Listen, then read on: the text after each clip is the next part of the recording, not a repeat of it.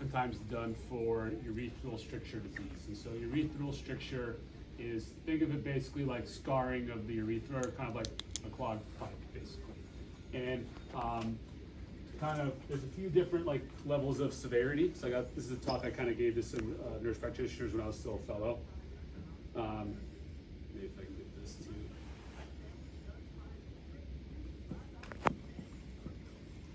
There we go.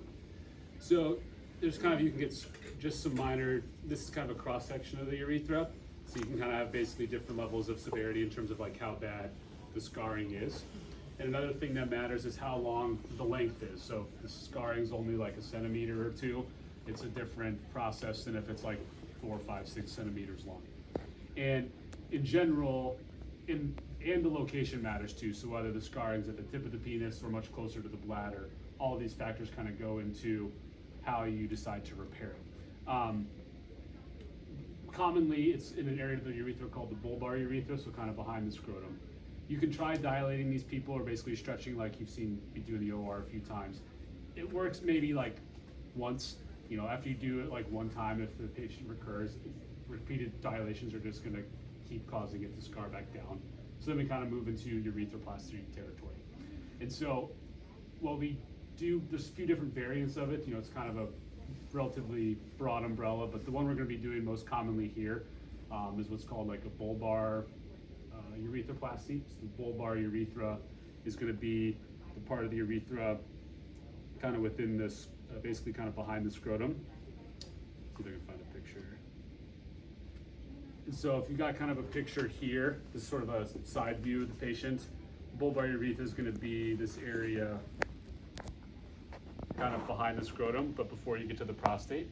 And that's why we have all this stuff, because in order to access that area, you need to have the patient in high lithotomy. And so kind of having the legs up even higher than we would for the normal lithotomy positioning on like a cystoscope. And that's why we also have to have, or prefer to have, this beanbag, because we try to rock the pelvis back. All of it's aimed at basically allowing us to get to an area of the urethra that's pretty deep into the pelvis. As Macy knows, it can be kind of exciting getting to that location. But a few factors that I think kind of be important for all involved is that high lithotomy can kind of be dangerous if it takes too long, because you can get like nerve damage or like compartment syndrome. So it's kind of, once the legs go up high, I kind of have a mental clock in my head of I really like to keep 4 hours at the absolute max.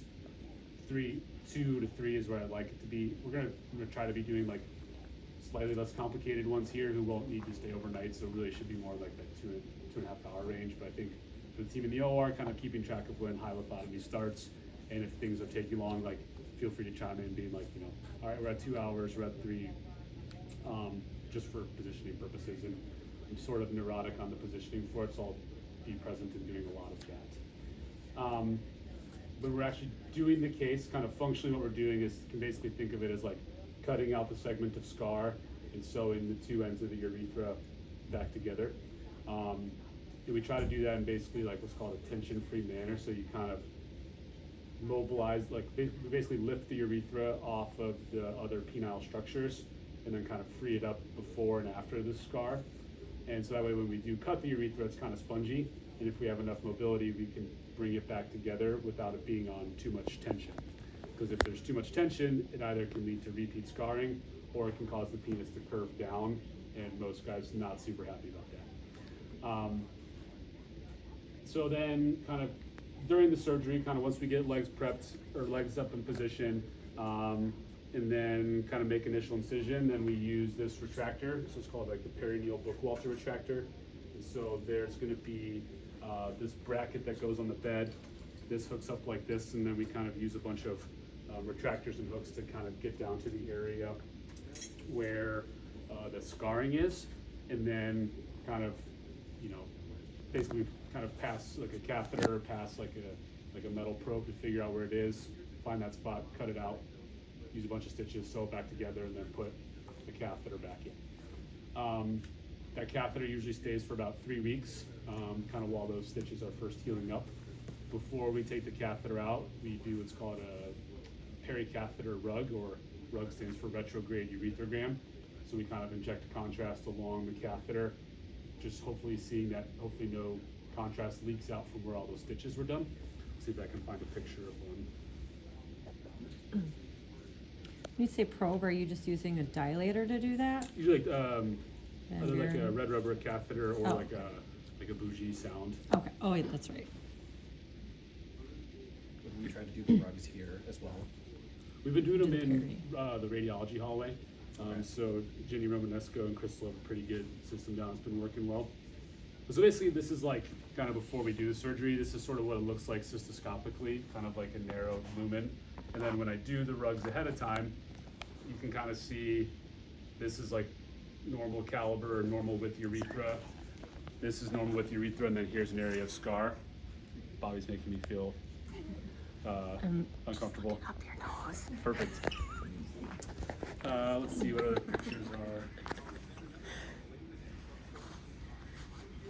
Is your incision in the perineum? Yeah, it's about 6 centimeters, and so kind of, sort of here's basically so we can make an incision through the skin, and then there's this layer of muscle here called the bulbospongiosus, which we divide. Like, I try to spare as much as possible because it's responsible for helping with ejaculation. So particularly for younger guys, we try to, instead of cutting it, we kind of see if we can sort of scooch it back, and then we get around the urethra, and then kind of one way is where you sort of cut it entirely and put stitches back together. Kind of a way I do it a lot here is what's called like a non-transecting approach. I'm sort of getting into the weeds here, but that's kind of the, for anybody insisting, that's kind of the view we're gonna have, kind of around it before we sew things back together.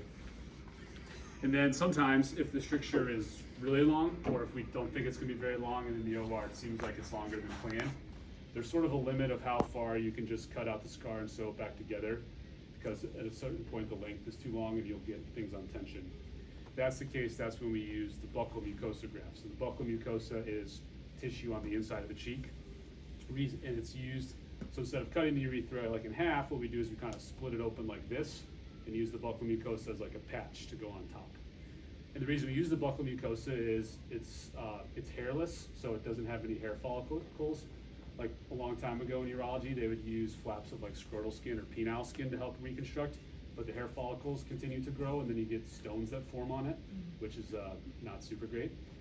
So the mouth tissue works pretty well. It's also, the mouth is used to being exposed to a lot of bacteria, so it has like kind of inherent antibacterial properties.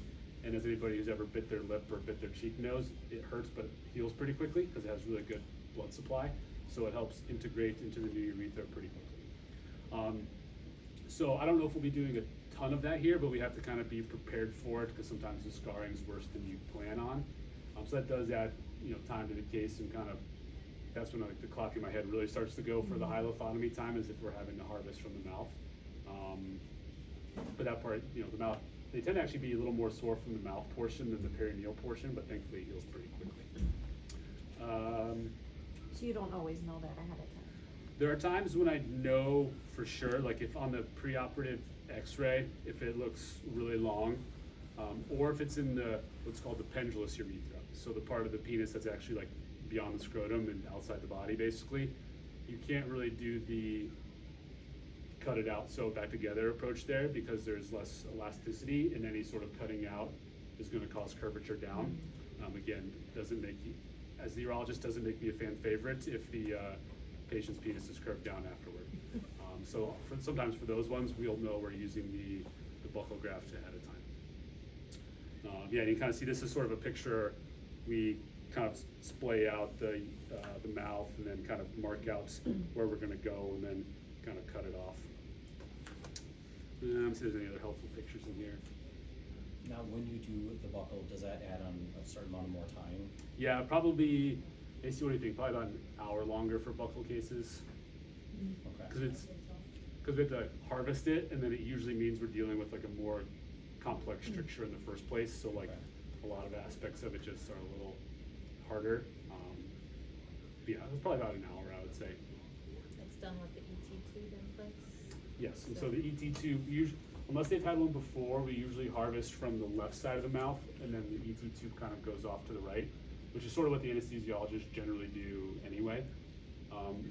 The buccal harvest is usually a separate table, separate tray, because since you're in the mouth, it's not really sterile.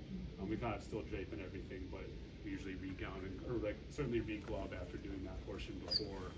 And I kind of have to like trim some tissue on the back table before actually using it in the perineum. Is there a chance of infection? Yeah, usually not in the mouth, but the perineal parts can have infection from a few different sources. So it can be from either the skin flora. A lot of these guys, if they have a stricture, they don't empty their bladders super well in the first place. And so oftentimes they have like kind of cloudy urine. And so they may have kind of, we usually try to sterilize the urine ahead of time, but they're still kind of higher risk for UTIs in the first place. So they can get a UTI. And then where it gets a problem is if there's a leak from the repair. And so then if you're leaking infected urine into the wound, you know, thankfully it doesn't happen very often, but you can kind of have the whole thing fall apart and then we're all set. Yeah, again, that doesn't happen very often. Let's see what else. So that's kind of a lot of things. Anybody have any specific, you know, everybody kind of has a different role in different portions of this whole disease process, but any specific questions or things I can kind of answer about Anything for the PACU team besides catheter care instructions post-operatively and then monitoring for any nerve damage? Yeah, and so basically, yeah, it's kind of just, you know, make sure it can wiggle toes, check caps for any tenderness.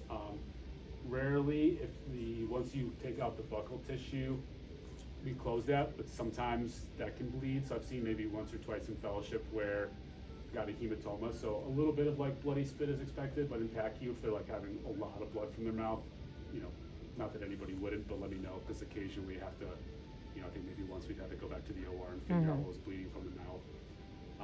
In terms of calls, like the next couple days, a little bit of scrotal bruising is very normal. If somebody's like reports that their scrotum is like, you know, the size of a grapefruit and totally purple, that's abnormal, but a little bit of bruising is almost expected. Otherwise catheter care. So we would want to add an extremity check for any of our PACU team members that are here into your charting. Yeah.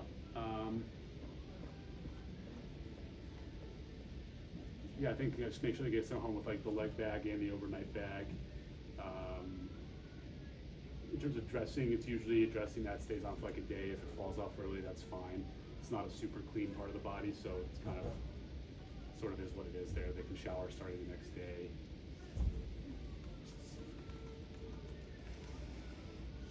I think that's, You'll help with positioning for yeah. the cases.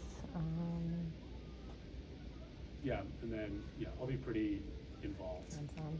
I feel like we've got a pretty good routine at the hospital, but even then I'm still like, kind of neurotic about it. So I do most of the positioning myself, and I know it's a new case here, so I know some people are a little just kind of curious how it'll go, but I think it's going to go just fine. And I appreciate everybody's hard work on kind of making this new disease process being able to be treatable here, so that's pretty cool.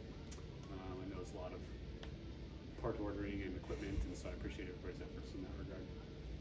Are there any like lifting restrictions as far as post-op recovery? Good question. Yeah, I usually keep, I don't have any like hard and fast data behind it, but just sort of like, I figure kind of while they have the catheter in place, I tell people to keep it to like 15 pounds or so.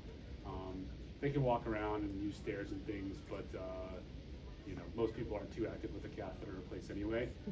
But I just kind of tell them to take it easy while they're doing that. I think in terms of, it's not like a hard and fast rule, but I generally tell them to like avoid like cycling or any sort of like repeated perineal pressure for probably about 6 weeks following surgery. And I'm assuming no like tub baths or things like that. Yeah, correct. So I think I'm pretty fine with people showering right away, but yeah, I pretty much for any of my surgeries, I tell them like no submergent until the incision's totally healed. So probably about 4 to 6 weeks before hopping in the lake or hopping in a hot tub. And then like work restrictions, I mean, other than. I guess it just depends on what their job is. If they have a mostly desk job or work remote, or they're not moving around a whole lot, say a week or whatever, honestly, whenever they feel okay. If they've got like a more physically intense or labor job, I'd say probably while the catheter's in place would have them hold off. So very similar to a vasectomy, kind of. Yeah. Okay. Yeah. Thank you. Are there any like pre-op any questions that patients are asking to surgery scheduling or on anything I can clarify or be